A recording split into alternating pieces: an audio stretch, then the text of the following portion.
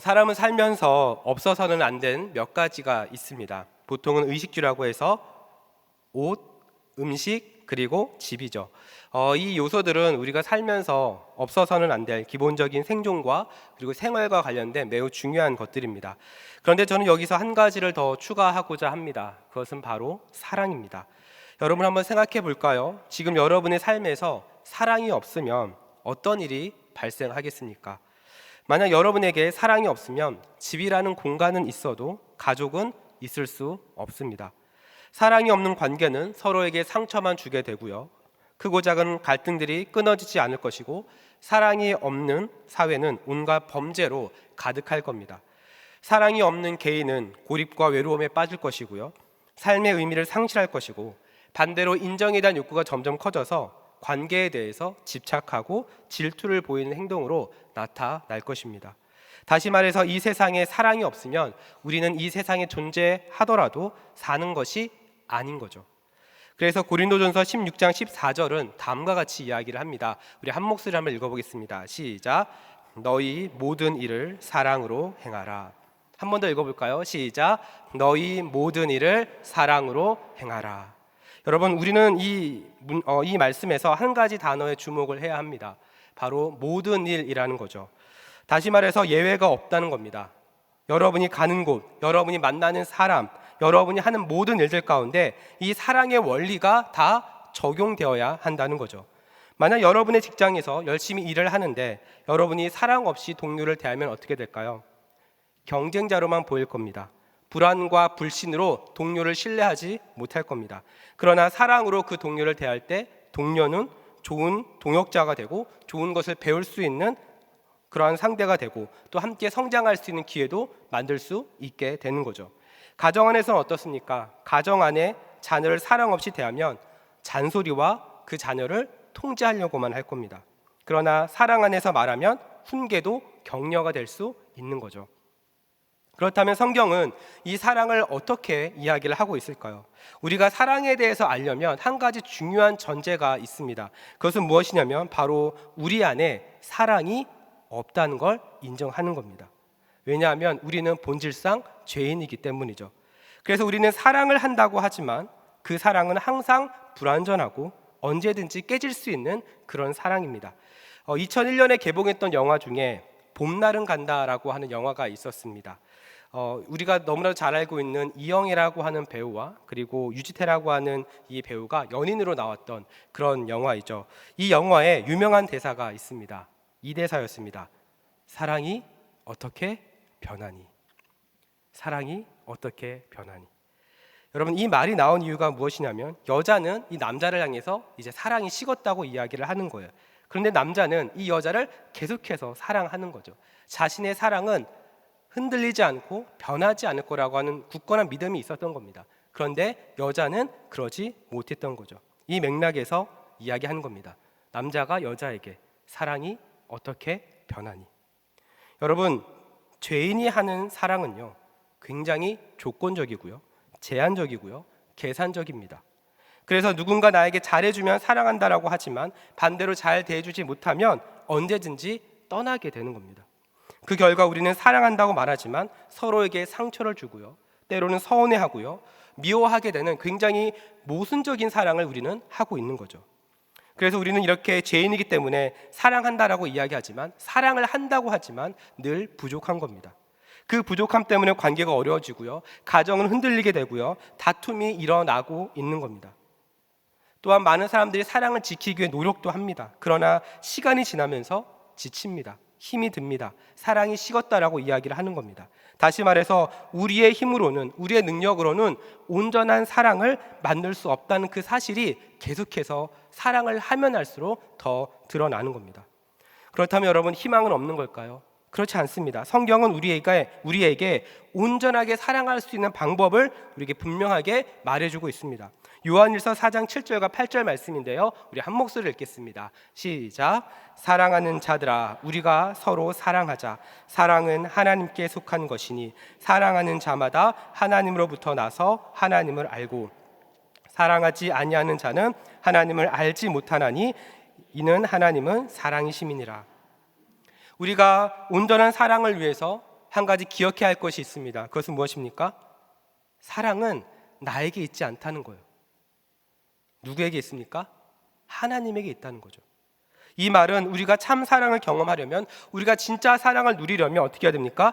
하나님께로 달려가야 한다는 겁니다. 여러분의 남편 때문에 혹은 아내 때문에 여러분 힘드십니까? 하나님께 달려가셔야 합니다. 여러분의 자녀 때문에 힘드십니까? 하나님께 달려가셔야 합니다. 여러분의 직장 때문에 힘드십니까? 하나님께 달려가셔야 합니다.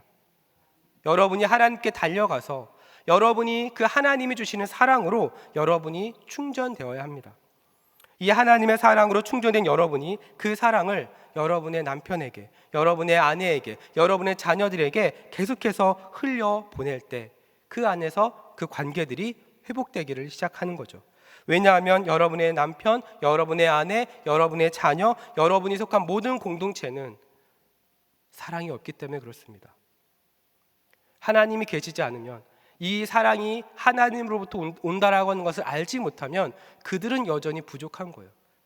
그러니 여러분이 먼저 하나님의 사랑으로 충전되어서 그 사랑을 흘려보내야 하는 겁니다. 그래서 요한일서 4장 10절은 이렇게 이야기를 합니다. 우리 한 목소리 읽겠습니다. 시작. 사랑은 여기 있으니 우리가 하나님을 사랑한 것이 아니요 하나님이 우리를 사랑하사 우리 죄를 속하기 위하여 화목제물을 그 아들을 보내셨습니다. 이 본문이 어떻게 시작합니까? 사랑은 어디 있다고요? 여기 있다고 이야기합니다. 무슨 말일까요? 다른 곳에서 사랑을 찾지 말라는 겁니다. 사랑은 여기 있대요. 여러분, 여기가 어디입니까? 하나님이에요. 하나님께서 여러분을 사랑하십니다. 하나님이 정말 여러분을 사랑하십니다. 하나님께서 여러분을 사랑하셔서 여러분의 죄값을 대신 갚아주시기 위해 예수 그리스도를 어떻게 합니까? 십자가에 달려 죽게 만드셨습니다. 그렇게 하기까지 여러분을 사랑하신 겁니다. 아마 여러분 중에 다양한 이유로 은행에서 대출을 받아보신 분들이 있을 겁니다. 여러분, 대출을 받을 때 중요한 것이 무엇일까요? 신용입니다. 신용. 여러분이 은행에 가면 여러분의 신용 점수를 알 수 있는데요, 신용 점수가 높으면 높을수록 돈을 빌릴 수 있는 양도 많죠. 금액도 높아집니다. 그런데 아무리 신용 점수가 높아도 돈을 빌렸으면 그 돈은 언젠가 갚아야 하는 돈입니다. 절대로 없어지지 않죠. 부모가 못 갚으면 그 빚은 자녀가 갚아야 합니다. 사랑하는 여러분, 그렇다면 질문 드립니다. 여러분의 영적인 신용 점수는 몇 점입니까? 솔직히 말하면 저를 포함해서 이 자리에 있는 우리 모두는 하나님 앞에서 영적 점수는 빵점입니다. 아무리 우리가 착하게 살았다고 해도 우리가 우리의 죄의 값을 없앨 수 없고 우리는 여전히 죄를 짓고 사는 존재이죠. 그런데 놀라운 사실은 하나님께서는 우리의 신용이 아니라 바로 예수 그리스도의 신용을 보셨다는 겁니다. 우리의 직분, 우리의 헌신이 아니라 예수님이 자신의 목숨을 담보로 삼아 십자가에서 흘리신 그 보혈로서 우리의 죄값을 대신 갚아주셨다는 거죠. 은행은 신용이 낮은 사람을 받아주지 않습니다. 그러나 하나님은 신용 없는 우리를 거절하지 않으시죠. 오히려 자신의 아들을 내어주셔서 조건 없이 그 사랑 안으로 들어오게 하셨습니다. 그래서 요한일서 4장 10절에서 사도 요한은 진짜 사랑이 여기에 있다고 이야기를 하는 겁니다. 저는 우리 대전중앙의 성도들 모두가 이 사랑 안에 있기를 주님의 이름으로 축복합니다. 그래서 날마다 하나님의 사랑으로 충전되고 그 사랑을 주변 사람들에게 흘려보내므로 날마다 은혜 넘치는 삶을 살아갈 수 있기를 주님의 이름으로 축복합니다. 자, 이 맥락에서 오늘 우리는 고린도전서 13장을 읽었습니다. 오늘 본문은 사랑장이라고 하는 별명을 가지고 있죠. 많은 분들이 이 말씀을 암송하기도 하고 또 찬양으로 부르기도 합니다. 그런데 여러분, 엄밀히 말해서 오늘 본문은 사랑을 설명하기 위한 구절이 아닙니다. 사랑을 정의하기 위한 목적으로 쓰여진 구절도 아닙니다. 오늘 우리가 읽은 이 본문은요, 고린도 교회 안에 나타난 여러 가지 문제를 사랑이라고 하는 관점으로 풀어서 하나님이 원하시는 공동체가 어떠한 모습으로 나타나야 되는지를 우리에게 보여주고 있는 거예요. 자, 이 맥락에서 사도 바울은 왜 사랑에 대해서 이야기를 했던 걸까요? 우리가 읽지는 않았지만 고린도전서 12장 그 앞장에 보면요, 고린도 교회 안에 은사를 가진 다양한 사람들이 있었습니다. 하나님께서 이렇게 은사를 주셨던 이유는 이 은사를 통해서 영적인 유익이 고린도 교회에 넘쳐나기를 원했던 거죠. 그런데 오늘 본문을 보니까 이 은사가 어떻게 되었습니까? 방언의 소리가 꽹과리 소리가 되었습니다. 모든 은사들이 아무 유익이 없는 쓸모없는 상태가 되었다라고 바울이 이야기합니다. 바울은 이 원인을 고린도 교회 안에 사랑이 결핍되었기 때문이라고 이야기를 하고 있는 거죠. 바울이 이렇게 이야기할 수 있었던 근거는 고린도 교회 안에 신앙의 상태가 굉장히 문제가 많았기 때문입니다. 고린도전서의 이 앞부분을 보면요, 이 성도들이 네 개의 파벌로 나누어져 있었습니다. 우상 숭배가 있었고요, 음행이 있었고요, 성도들 간에 서로 고소하는 일들도 있었습니다. 하나님은 은사를 통해서 교회에 유익이 되고 그리스도의 몸을 잘 세우라고 은사를 주셨습니다. 그러나 교회의 공동체가 사랑으로 건강하지 않으니까 은사가 있어도 아무 유익이 되지 못했던 겁니다. 그런데 처음부터 고린도 교회가 이런 모습이 아니었어요. 고린도전서 1장 6절과 7절을 보니까 이렇게 이야기합니다. 우리 한 목소리 읽겠습니다. 시작. 그리스도의 증거가 너희 중에 견고하게 되어 너희가 모든 은사에 부족함이 없이 우리 주 예수 그리스도의 나타내심을 기다림이라. 초기 고린도 교회 모습은 어땠습니까? 그리스도의 증거로 견고하게 세워지는 교회였습니다. 쉽게 말하면 하나님의 은혜가, 살아있는 하나님의 은혜가 교회 안에 나타나고 있었다는 거죠. 오늘날로 말하면 고린도 교회는 부흥하는 교회였고 많은 사람들이 오고 싶어하는 그런 교회였다는 겁니다. 이렇게 은혜가 넘쳤던 교회 안에 우상이 들어왔습니다. 음행이 일어났습니다. 자기들이 좋아하는 사역자 중심으로 파벌이 생겼습니다. 성도들끼리 서로 고소하는 일들이 생겼습니다. 여러분, 고린도 교회 안에 무슨 일이 일어난 겁니까? 이 해답이 고린도전서 3장 3절에 이렇게 나와 있습니다. 우리 세 번역인데요, 우리 한 목소리 읽겠습니다. 시작. 여러분은 아직도 육에 속한 사람들입니다. 여러분 가운데에서 시기와 싸움이 있으니 여러분은 육에 속한 사람이고 인간의 방식대로 살고 있는 것이 아닙니까? 사도 바울이 교회를 개척했을 때, 사도 바울이 고린도 교회를 개척했을 때 이 교회는 고린도전서 1장 1절을 보면 성도라고 불리는 사람들이었습니다. 그리고 그리스도의 증거가 이 교회를 견고하게 세워갔다라고 이야기를 하죠. 그런데 바울이 어떻게 이야기합니까? 아직도 육에 속한 사람들이라고 말하고 있습니다. 여러분, 이것이 무엇을 보여줍니까? 그들의 믿음이 성장하지 않고 계속해서 한자리에 정체되어 있었다는 걸 이야기하는 겁니다. 이렇게 성장하지 않고 정체된 신앙은 하나님 중심의 신본주의의 신앙이 아니라 인간의 방식대로 살아가는 인본주의 신앙으로 변질된 거죠. 교회인데 교회 안에 하나님이 아니라 인간의 방식이 들어온 겁니다. 이러한 인본주의, 나 중심의 신앙의 결과가 어떻게 나타났습니까? 파벌로 나타났습니다. 우상숭배로 나타났습니다. 음행으로 나타났습니다. 성도들 간에 고소한 일로 나타났던 겁니다. 사랑하는 우리 성도 여러분, 이러한 모습은 우리 가정에도, 우리 교회 안에도, 우리가 속한 사회에도, 직장에서 얼마든지 일어날 수 있는 일입니다. 처음에는 사랑과 은혜로 시작했던 가정이 시간이 지나면서 인간적인 기준으로 바라보다가 사랑이 식고 다툼이 생깁니다.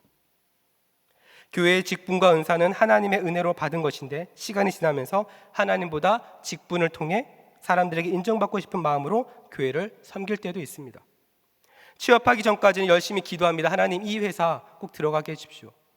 열심히 기도해서 하나님 은혜로 취업을 합니다. 그러나 시간이 지남에 따라 하나님의 중심의 직장 생활이 아니라 세상의 가치를 따라가는 거예요. 직장에서도 사람 중심으로, 성과 중심으로 내가 원하는 연봉을 받기 위해서, 내가 원하는 직급에 올라가기 위해서 수단과 방법을 가리지 않는 거죠. 사랑하는 우리 성도 여러분, 고린도 교회가 성숙하지 못한 이유가 무엇이라고요? 그리스도의 그들의 신앙 중심에는 언제나 자기 방식대로 살고 싶은 인본주의적인 생각이 자리 잡고 있었다는 겁니다. 하나님 중심이 아니라 사람이 중심이었기 때문에 결국 하나님의 사랑이 그들 가운데 역사하지 못했던 거예요. 이 맥락에서 오늘 본문의 문제의 핵심도 사랑을 잃어버린 겁니다. 사랑이 사라지자 교회 안에는 은사는 남았습니다. 그러나 하나님 주신 은사가 교회와 성도를 서로 세우는 것이 아니라 오히려 교회를 무너뜨리는 그런 일들이 되어버린 겁니다. 사랑하는 우리 성도 여러분, 이 모습은 오늘날 우리에게도 동일하게 나타날 수 있습니다. 은혜와 감격으로 시작했던 우리의 신앙생활이, 하나님을 향한 첫사랑을 가졌던 우리의 신앙생활이 시간이 지나면서 점점 바뀝니다.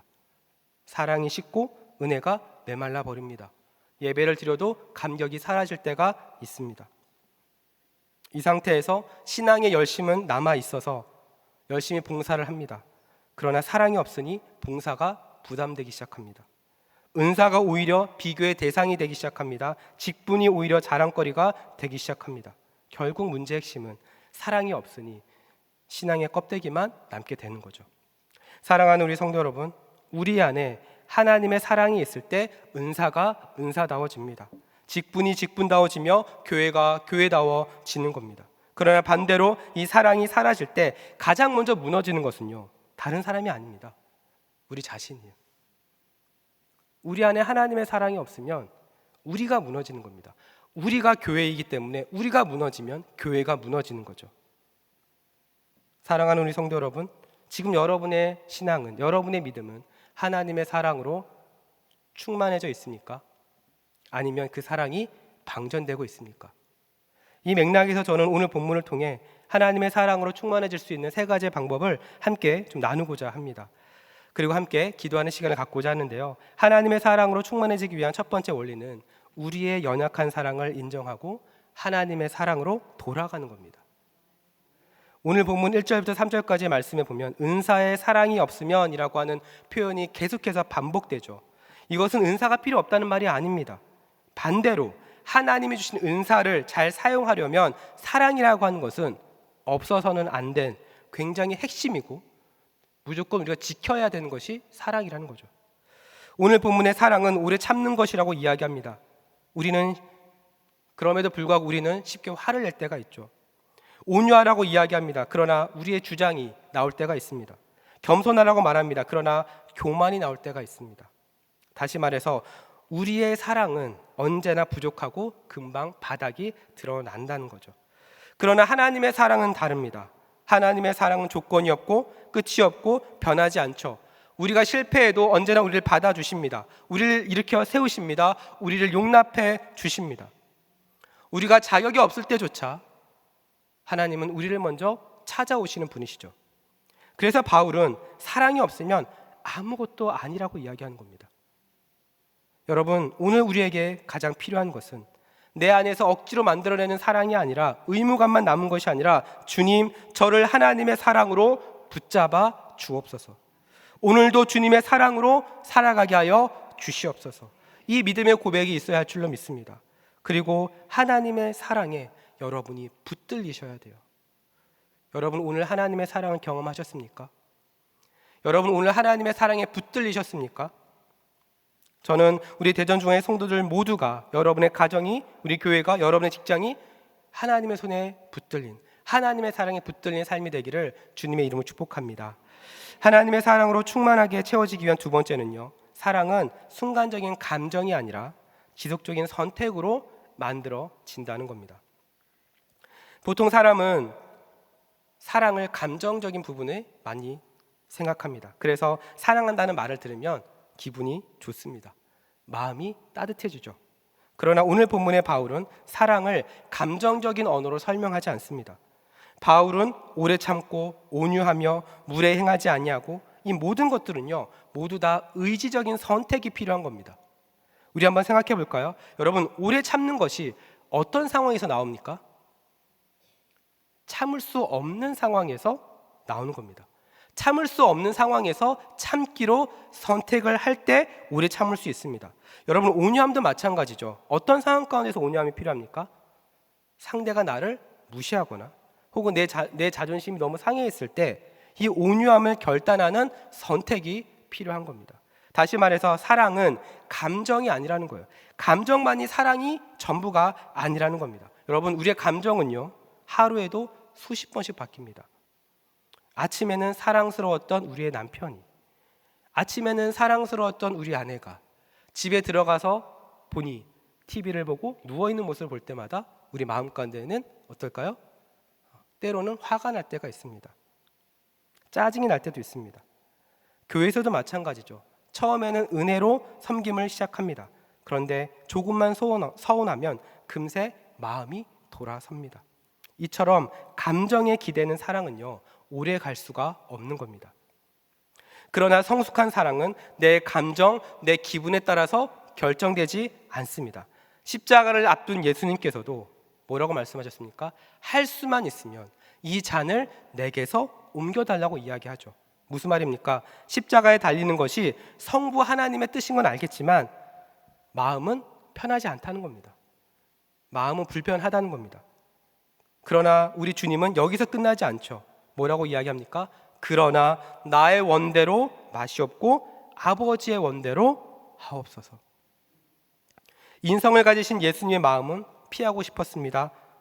그러나 예수님의 마음에 따라 결정하는 것이 아니라 성부 하나님의 뜻에 순종하기로 결단한 겁니다. 그렇다면 우리는 어떻게 해야 될까요? 우리도 마찬가지입니다. 우리의 감정에 따라 반응하는 것이 아니라 우리의 기분이, 우리의 감정이 태도가 되는 것이 아니라 우리를 끝까지 사랑하신 그 예수님의 사랑을 선택하고 결단함으로써 사람을 대하는 겁니다. 교회를 섬기는 것입니다. 끝까지 우리가 속한 공동체를 세워가는 것입니다. 저는 우리 대전중앙의 성도들이 모든 선택이 감정에 따른 선택이 아니라 주님이 우리에게 보여주신 그 사랑의 선택이 될 수 있기를 주님의 이름으로 축복합니다. 그래서 여러분이 하는 모든 선택을 통해 여러분의 믿음이 더 성장하고 예수 그리스도의 형상을 닮아갈 수 있기를 주님의 이름으로 축복합니다. 자, 마지막으로 하나님의 사랑으로 충만해지기 위해서 필요한 세 번째는요, 사랑을 위해 해야 할 것과 하지 말아야 할 것을 잘 분별해야 합니다. 보통 사랑하면 상대방에게 무엇인가를 많이 해주고 잘 해줘야 된다고 생각합니다. 선물도 해주고 챙겨주고 좋은 말도 해주고 다 사랑의 표현일 수 있습니다.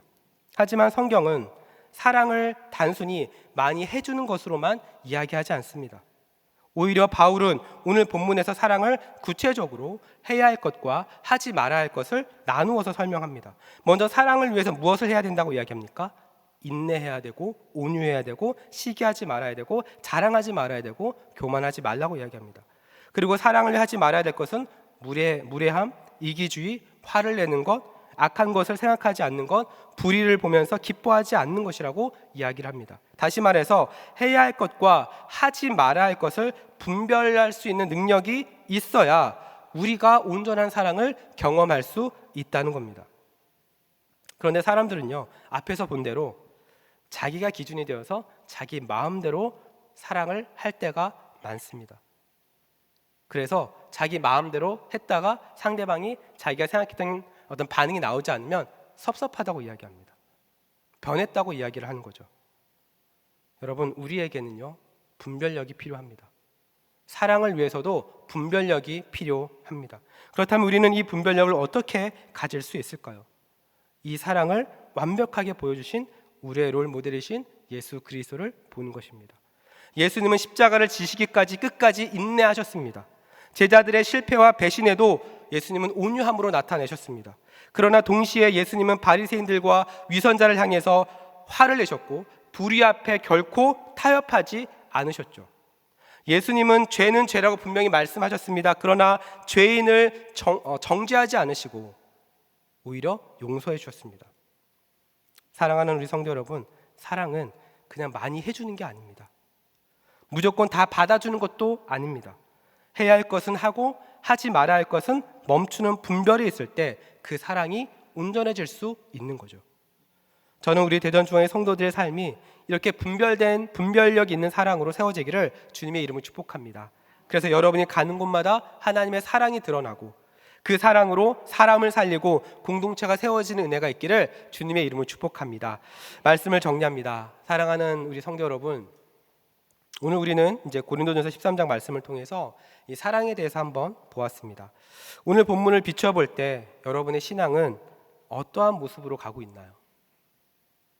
어떠한 방향으로 여러분 가고 계십니까? 오늘 본문은 우리에게 분명하게 이야기합니다. 사랑이 없으면 아무것도 아니다. 영어는 이 부분을 I am nothing이라고 번역을 했습니다. 이것은 자신의 존재가 아예 없다는 말입니다. 실체가 없다는 이야기예요. 여러분, 사랑이 없이 하는 모든 것에는요, 실체가 없는 겁니다. 아무리 봉사를 열심히 하고 은사가 많고 대단한 능력이 있는 것 같아도 사랑이 없는 것은 실체가 없는 겁니다. 실체가 없으니 무엇을 해도 채워지지가 않는 겁니다. 실체가 없으니 무엇을 해도 열매가 나타나지 않는 거예요. 그러므로 우리는 결단해야 됩니다. 우리 안에 사랑이 없음을 인정하고 하나님의 사랑을 붙잡아야 하는 거죠. 감정적인 사랑이 아니라 예수 그리스도께서 보여주신 그 사랑을 우리는 붙잡아야 하는 겁니다. 그리고 해야 할 것과 하지 말아야 할 것을 분별하는 사랑으로 우리는 하루하루 살아가야 하는 겁니다. 저는 우리 대전중앙의 성도들 모두가 이 하나님의 사랑으로 견고하게 세워지기를 주님의 이름으로 축복합니다. 그래서 여러분이 속한 모든 곳이 정말로 하나님의 사랑으로 흘러갈 수 있기를 축복합니다. 많은 사람들이 사랑을 이야기할 때 자기중심적인 사랑을 이야기를 해요. 그리고 자기가 하는 사랑이 굉장히 진실되다고 이야기를 합니다. 그러나 여러분, 진짜 사랑은 여러분을 통해서 드러나야 할 줄로 믿습니다. 진짜 사랑은 예수 그리스도 안에 있습니다. 그러니 여러분을 통해서 그 사랑을 흘려보내십시오. 여러분을 통해서 여러분 삶의 자리에서 여러분이 속한 가정에서 그 사랑을 나타내 주십시오. 그럴 때 여러분을 통해서 살아계신 하나님이 드러나고 또한 여러분을 통해서 여러분이 속한 모든 공동체가 다시 살아날 줄로 믿습니다. 우리 시간 함께 기도하며 나아가겠습니다.